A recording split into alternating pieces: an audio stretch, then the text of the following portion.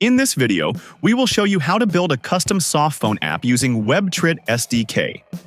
The key difference between a standard Softphone and our app is the ability of the user to handle multiple phone numbers from various countries they can be called at. To provide a seamless UX, our app will include screens where users can see the current promo offers, or to manage their numbers, purchase a new one, release the old one, and so on, directly from the app.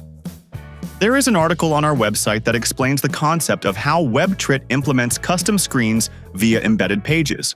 I will put the link in the video description. Step 1. We clone the source code of WebTrit Softphone from WebTrit Phone GitHub repository to our local machine. The link to the repository will be in the video description. In addition, we also need to clone the WebTrit Callkeep repository and place it in the same folder as WebTrit Phone. Looks good, and we can proceed to the next step. Step 2. We open the code in VS Code, or your preferred code editor. The app is written in Dart/Flutter. Let's execute Flutter pubget to download all external packages that the Softphone depends on. Step 3. Connect the app to a WebTrit backend. We need to connect our app to the WebTrit backend. The easiest way is to register for a free WebTrit demo account on signup.webtrit.com and then request a developer's access. You will receive an email with detailed instructions and account credentials. The most important parameter is the API server, which tells the app how to access the WebTrit backend. We enter it into the dartdefine.json file and then instruct VS Code to use that file when launching. We start the app, and after some time we have it running.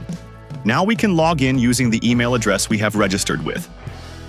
After we enter the one-time security code sent to our email address, we are logged in. When we access the application for the first time, we have to accept the terms and conditions and give the app permissions that are required to operate. For instance, access to the phone's contacts, microphone, and camera. The app is running, but now it has the default UI. Our goal is to add the promo button to the main screen and an extra item to the settings, where the user can manage their phone numbers. Step 4. Configure the custom promo offers button. Let's add our custom button to the navigation bar at the bottom.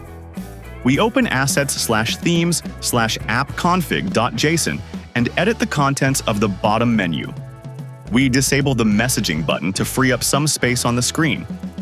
And then we add a new entry of embedded type with title promo. The icon code defines how the button will look like. We just need to pick one from the available Google Material Design icons. Now we described how the button will look like, but what should happen when the user clicks on it? Our button has a property embedded resource set to 1, where 1 is just an arbitrary ID. To determine what will be shown to the user when they click, we scroll down to the section named Embedded Resources, and for Resource 1, which is referenced in the Promo button, we define the URL of the embedded page to be displayed. For this demo, it just points to the static example HTML page that is a part of the source code. In your real situation, it will be dynamic and hosted by an actual web server. In the description, I am putting the link to the documentation about creating these pages and how they interact with the app, for instance, to receive an authentication token to identify the user. Also in the same file, we can change the title displayed at the login screen. Step 5. Add a new option to the Settings menu. Defining a new entry in the Settings menu is done similarly. We just need to adjust the Settings config option by adding a new entry, one for a group services, and one for the menu item in that group. The most important part is to link it to the correct embedded resource. Since we are using a resource with an ID equal to 1 for the button, we will pick the next sequential ID value, so it will be 2. Again, for now, it is just a static page. In your real app, it will be a dynamic web page running on your server or a cloud platform. Step 6. Test it. After we restart the app, we can see the changes in effect. There is a new button in the main menu that displays the current offers, and when we go to the settings, there is a new option to manage phone numbers of this user. Step 7.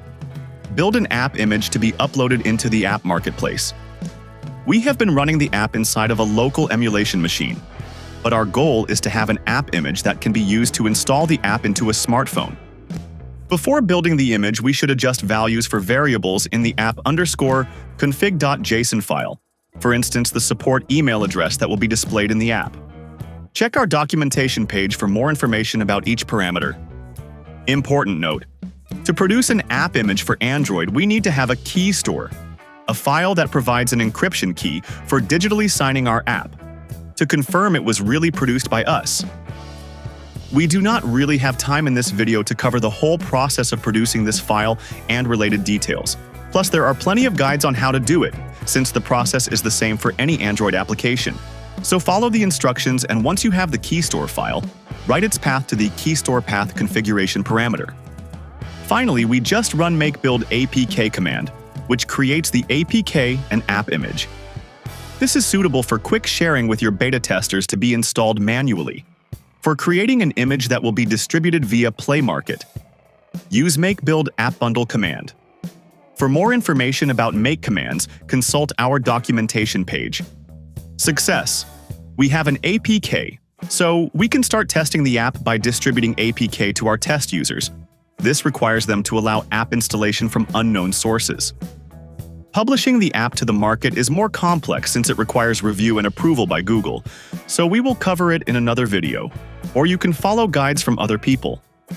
As you see, the process of building a smartphone app with customized UI screens is very easy with WebTrit. But still, you do not have to do it entirely on your own. Contact us and tell us about your project and functionality you need. We can help you with advice and up-to-date recommendations.